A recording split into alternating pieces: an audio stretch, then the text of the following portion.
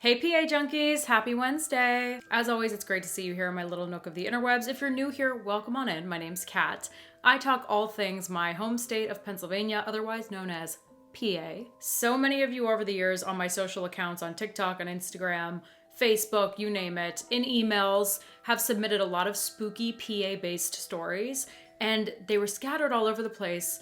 And I knew I wanted to use them for upcoming videos, so I created a Google form that's linked in the description of this video that you can submit your stories through. And now I have all of these stories in one place, and I get to share them with you guys here on YouTube. All that said, if you're into that kind of thing and you want to learn more about PA as a state, all the spooky things that come with it, be sure to subscribe to my channel and hit the bell to be notified for future videos that air here every Wednesday. Without further ado, let's get into today's story, which was submitted anonymously, and I'm gonna start with a question. Have you heard of the Schambacher Tavern? The Schambacher Tavern is this really old tavern located in Hawk Mountain, on Hawk Mountain Road, specifically in Berks County, PA, that dates all the way back to the 1700s. And it's got a very good bit of history. I'm gonna jump right into what this person shared from their account because they offered some general info, but pretty spooky nonetheless, about this amazing piece of PA haunted history. This person says, no creepy PA collection could be complete without the story of Matthias Schambacher. There's all sorts of lore around Matthias Schambacher and the tavern,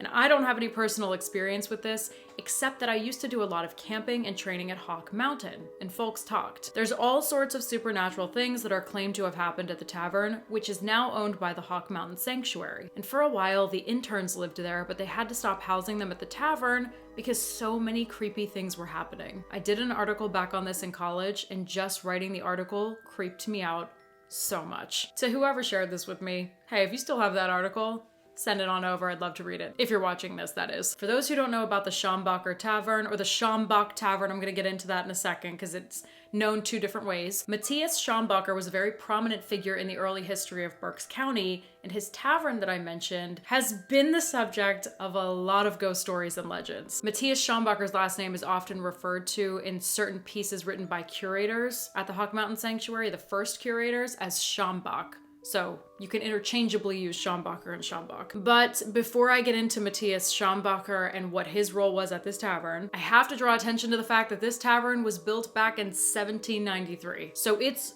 old. Like really old. What's really interesting to me is the dark history connected to this tavern before Matthias Schambacher even entered the picture. And this history dates all the way back to February 1756 during the French and Indian War. During this time, in February 1756, it's reported that the area of land that the Schambacher Tavern, present day, now overlooks, there was a group of Lenape tribe members that came out from the surrounding woods, and they ended up mass murdering colonial families, including their children. Jacob Gerhardt is the name of one of the surviving children from this massacre, who is responsible for building the Schambacher Tavern that now sits on a hill overlooking the land where his family was allegedly murdered. We're starting off on a real positive note here. So like I said, this happened before Matthias Schambacher even entered the scene, but now let's get into a little bit more about Matthias and who he was and why he was here. Matthias Schambacher was originally born in Germany on March 4th, 1824. A little over 2 decades later, in the year 1850, he settled in what is now Albany Township, Berks County, PA, in this 2-room tavern, which would have made him 26 years old at the time. Basically, his purpose for going to this tavern was to establish it as a mainstay for travelers who were at the time traveling to what was then the unsettled north. The tavern was also located on the main route between Reading and Allentown, so it made perfect sense that people would stop and stay there on their travels. Matthias Schambacher was a very wealthy man. He was loaded. He was also known for his love of gambling and his love of drinking. He was known to be a very generous host for those who stayed with him, and he would often buy drinks for all of his patrons. But on the flip side, he was also known to be quite the tyrant who would get angry and very violent if he didn't get his way. Over time, many stories started circulating in the community amongst the locals about travelers disappearing on their way to the Schambacher Tavern. Some locals even reported hearing painful screaming coming from the tavern, and even a sighting of Matthias running after someone with a bloody hatchet. And some people also claimed they saw Matthias Schambacher cleaning blood off the barn walls. Matthias died when he was 55 years old, ironically, just days after his birthday on March 10th, 1879, of an alleged mental breakdown. However, the concrete cause of his death is still very unclear and remains a mystery. Now, this is quite unsettling. Before Matthias Schambacher died, he allegedly confessed to murdering nearly 12 men at his tavern. In this alleged confession, he said he robbed the travelers, he continued to kill them, he then said he threw some of the body parts in a well, and the rest in the woods for the animals to eat. Lovely. Matthias's wife back then, Becky, I'm sorry. I have a hard time saying this, but listen, I'm not gonna get off onto a side trail. I know that bothers some of you, and I would also like to stay on track. However, those who have been with me for the long haul on TikTok and Instagram, if you know about Becky.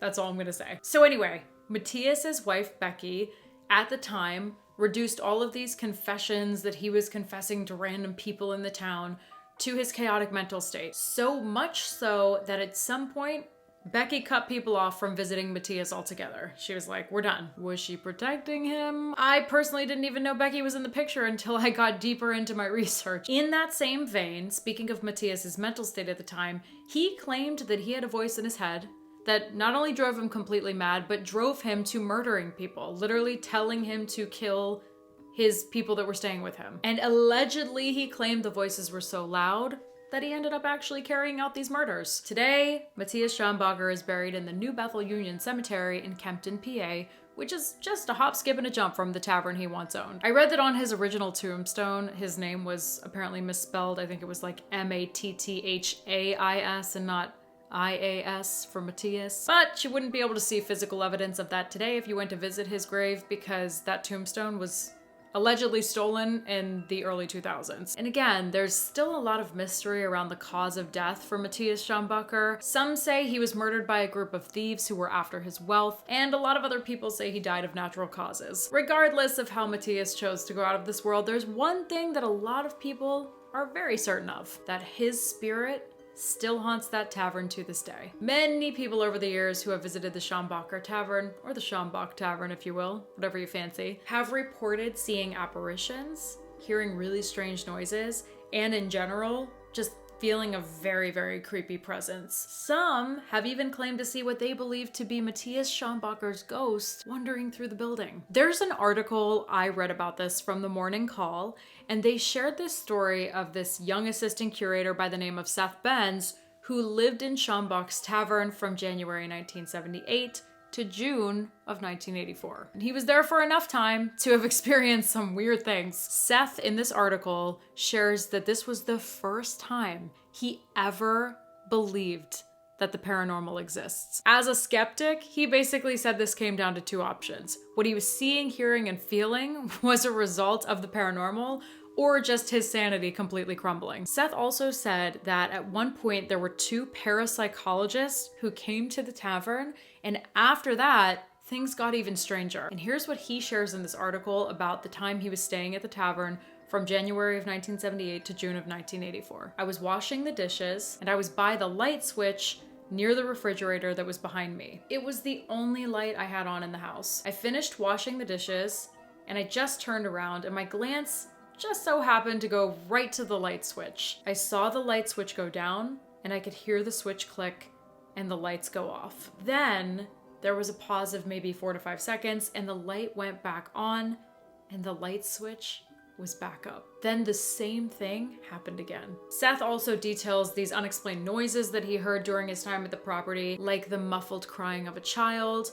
the glass doors of the cabinets that started to open and close randomly, and he also shares that one night when his friends were visiting him at the tavern, they heard heavy footsteps and dragging noises one night as if a body were being pulled across the second floor and down the stairs. Someone explain that for me, please. Humor me. In this article from the Morning Call, Seth apparently reached out to them on Facebook Messenger, or maybe it was vice versa, but regardless, they had contact on Facebook Messenger at one point, again, years later, because he came across this trunk at his mom's house that had this article, and it sparked another memory that he completely forgot to share with the Morning Call originally that I'm gonna read to you now. I remember what I characterized as a flute-playing ghost and having a house party with my girlfriend, who's now my wife, and several other couples. At first, only the women could hear the flute, but before the ghost stopped playing, I think 2 of us men also heard it. When we tried to pin down where exactly we were hearing it, I recall each of us going to stand in different places in the house. Very strange. I can just hear the sound of a colonial flute playing as I read this which would be so super creepy to experience, especially given the history I mentioned way before we even got into Matthias Schambacher. Over the years, the Schambacher Tavern has changed hands many times, and it's also been restored and renovated many times as well. However, the one thing that's remained consistent